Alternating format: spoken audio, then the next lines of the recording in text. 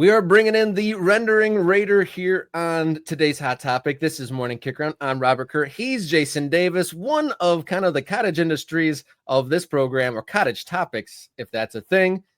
Ratings for renderings for new stadiums. There are plans, developments, and drawings galore of new stadia being popped up across the country. And we got two new ones this week, one from Florida, and in a whole new immersive experience, maybe the king of all renderings, we shall see, from the Chicago Fire. I want to rate how good these renderings are and how real all these details might actually turn out to be.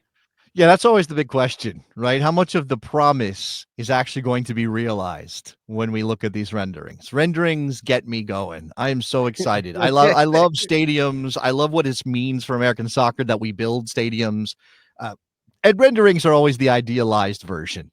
Very rarely do stadiums meet the rendering standard. I would like the chat. Shout out to the MK Ultras and our chat. If you can think of an MLS, or sorry, an American soccer stadium, not to be MLS, obviously, but a soccer stadium that met the standard of the renderings, that looked like in the end looked close enough to the renderings that you could say, yes, those were true renderings, and they absolutely nailed it with the real stadium. I would love to hear it. But let's talk about these. So where do you want to start? You want to start in Florida? Yeah, let's start in Florida. This is the new one. This is the newest one, right? This is Tampa Bay. Give us some details on what we're looking at here. All right, some of the details of this stadium, pretty incredible. There's also, just before, one important note before the actual facts of the stadium. This is planning to be USL's new headquarters in general, because they're based in Florida anyway, so they're planning to build new headquarters, so another level of infrastructure connected to this. But the stadium will be in Ybor Harbor, a 33-acre mixed-use development featuring residential, retail. I'm going to stop you so you don't get in trouble. Ybor. Is that the old school Cuban neighborhood? Ybor City is a famous place in Tampa where lots of crazy stuff goes down. Let's just say that. Okay. I have been there, actually. That was a fun spot to visit. It was one of those things where you're trying to kill time before you get to the airport, and you're like, man, I wish I could just stay here and not fly home. But that's besides the point.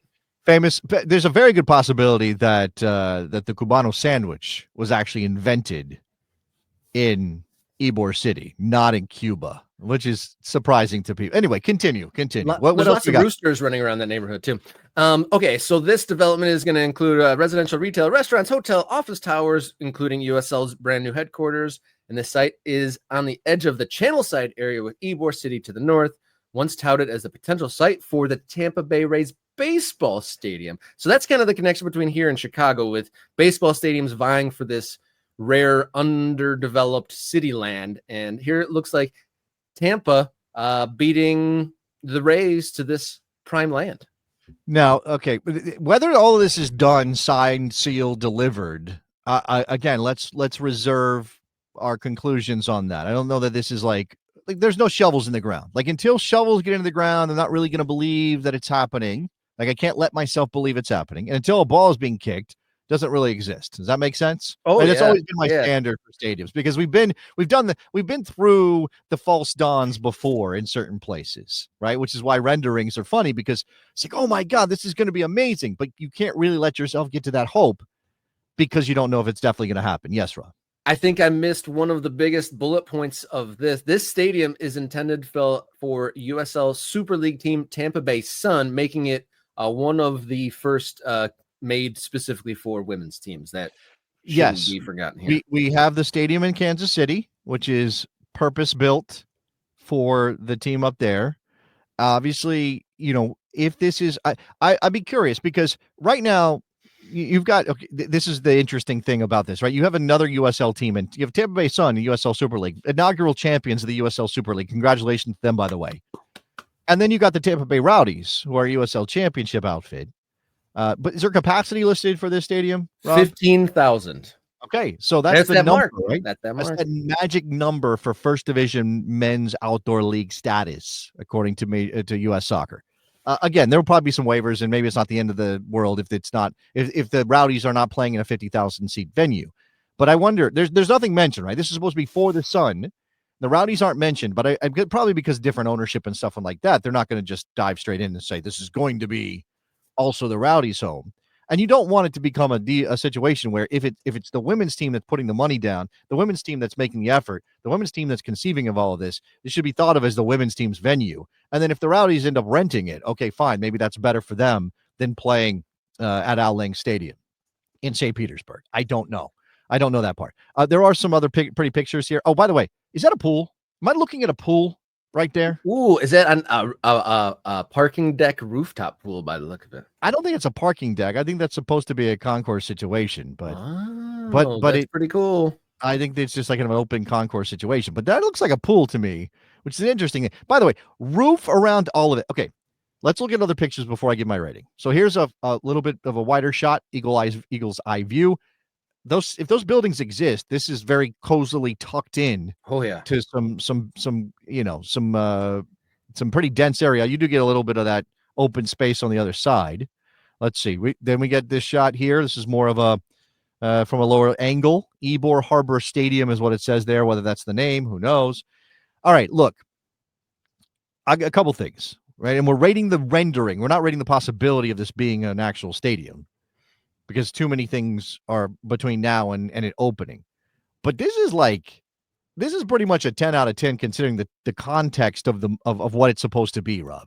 Okay, so we were rating these two new rendering presentations on a just from the rendering itself, how cool does it look? So you're giving a 10 out of 10 on that scale. Because the believability of how real are they? Well, believability, I think that's tougher. I'm going to give it a 5 for now. I mean, it's brand new, and I haven't got my hands around whether I think it's definitely going to happen. And if I'm but we'll ask people on the ground in Tampa how likely they think this really is because of those things, and they're like politics and all that stuff. I don't know enough about that yet, but I'm saying I'm giving this a 10 out of 10 in terms of the rendering.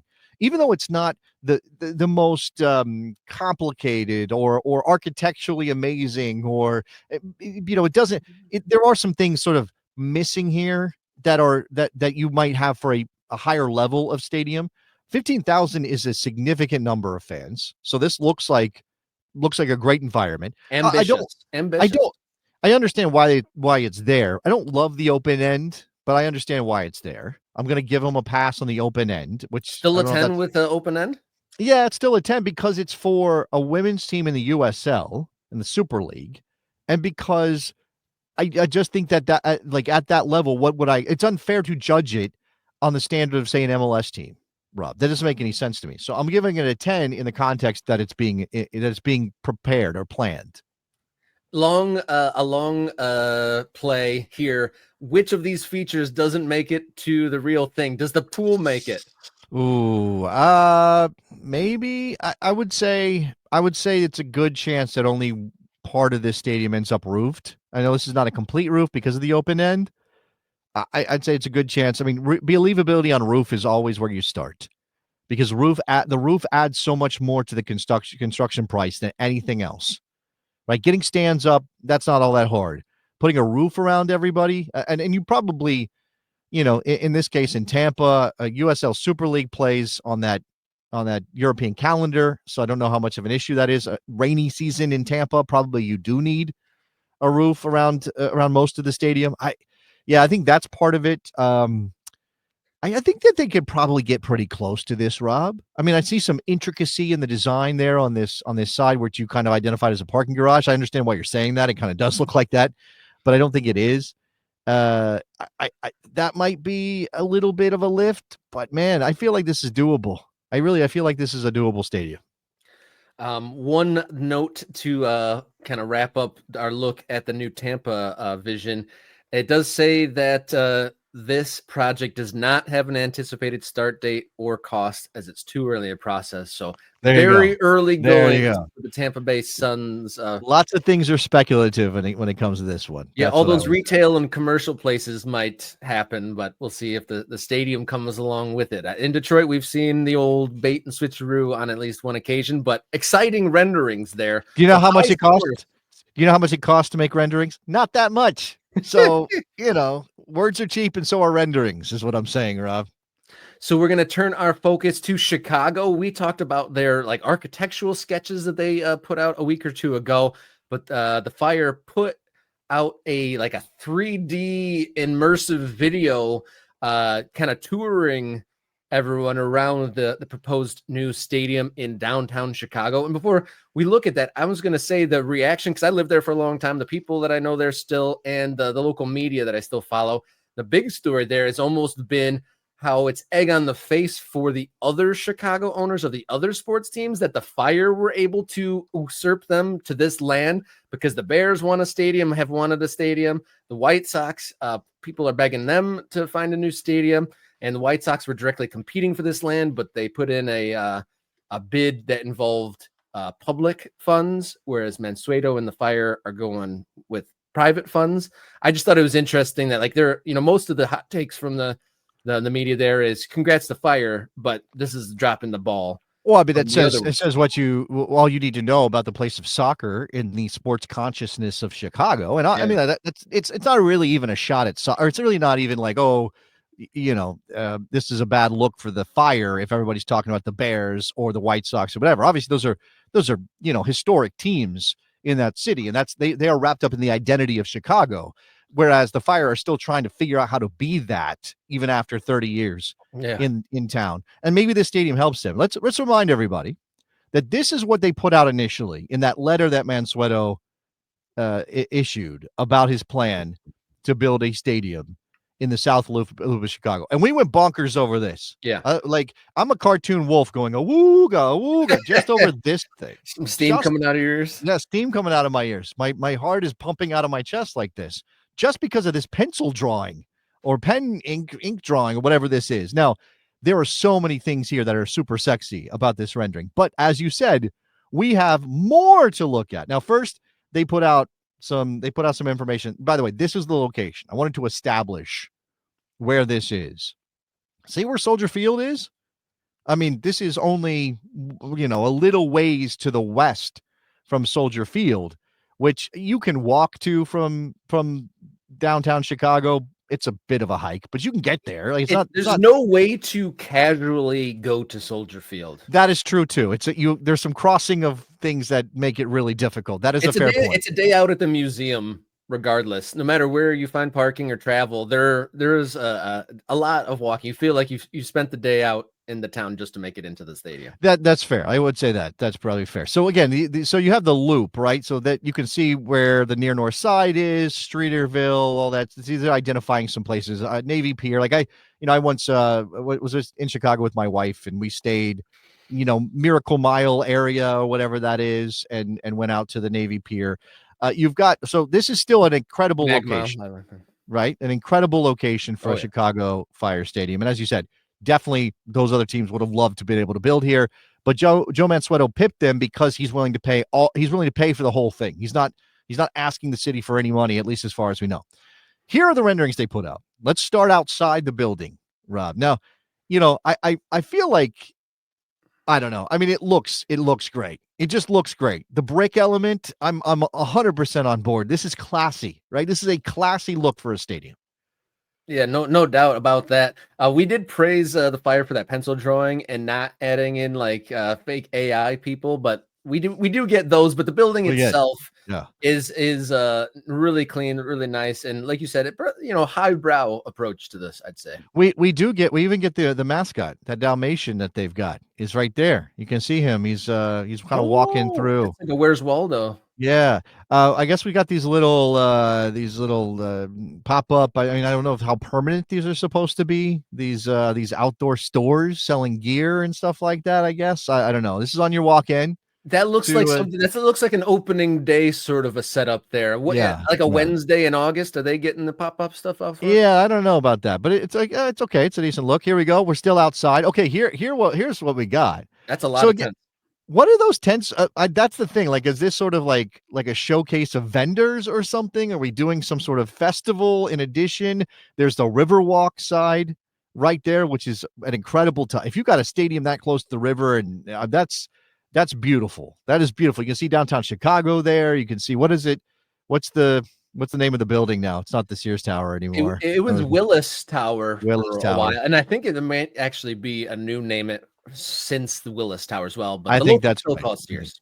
Yeah. Okay. So there you go. That's a little river kind of view. Now we're inside, and you get the tower in the background. Now, no open end for this stadium. We're fully enclosed, and a roof around the whole joint. Now, whereas I was doubting the chances that we get a roof, even 3/4 roof in Tampa, and there's so much work to be done there, and I think you have to consider the level of the team and those kind of things. Like, how moneyed is the ownership of the Tampa Bay Sun? I actually don't know that. Andy, Farmers you're League cracking me up. It's pretty good. It's pretty good. I don't know. I'd go to a farmer's market at the soccer stadium. Anyway, the expectation for Mansueto, who is a billionaire, right, and has the ability, if he wants to spend his own money or borrow the money to do it, can absolutely make this building happen, gets me very excited, Rob. It gets me very excited.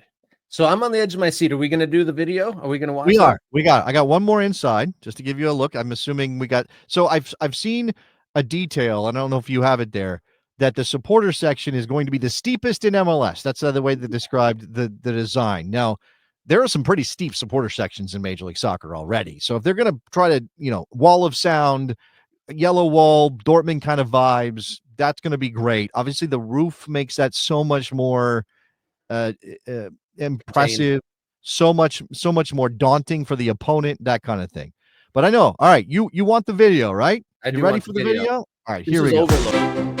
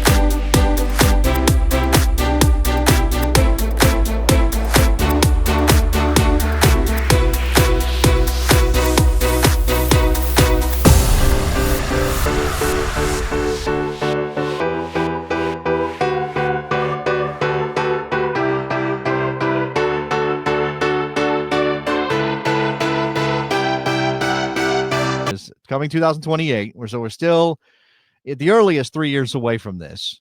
Okay, just on the rendering, and I'm going to give them a pass on the smoke and the flares, even though those aren't allowed. And I hate it when clubs market with those elements when you'd get kicked out of a game for that. You get kicked out of a game for having them. This is 100 out of 10. Can I do that? Am I allowed to do that? No, it's a 10 out of 10. It is a perfect score. It's renderings, right? I don't know if it's going to look exactly like that. If Mansueto and the Fire build that stadium, best stadium in American soccer. Ooh. Best stadium in American soccer. It is. There's no how could you argue against that? Location, the style of the building, it is privately funded. That stadium belongs at a top level club in Europe. I mean, there are clubs that I can't even imagine building that stadium because they don't have the money. Here, Joe Mansueto and the Fire apparently do. Look, there are some very good stadiums. Red Bull Arena is still, we've kind of taken that one for granted. That's still an incredible soccer venue in America. The Cruz new joint is a very nice building. I was there for the open of that building. Who am I missing that's built some very nice stadiums? Nashville, but it built a 30,000 seat stadium. It's a nice stadium. Not going to say that there's anything wrong with it necessarily. Cincinnati, I hear is nice.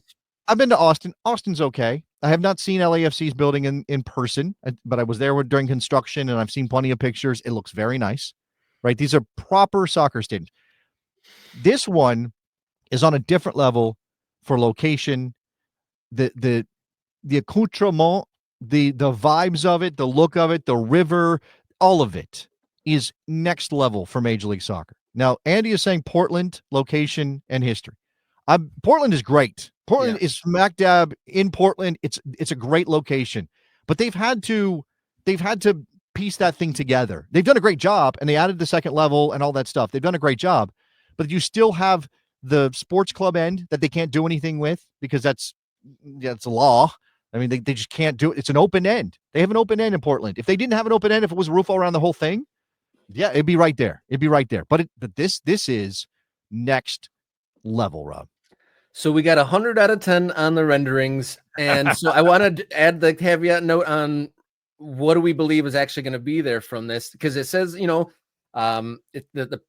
plan is received positively by the city, but the project requires further city approvals and and one of the biggest things going for is a privately financed thing, but still has some city approvals, believability rating.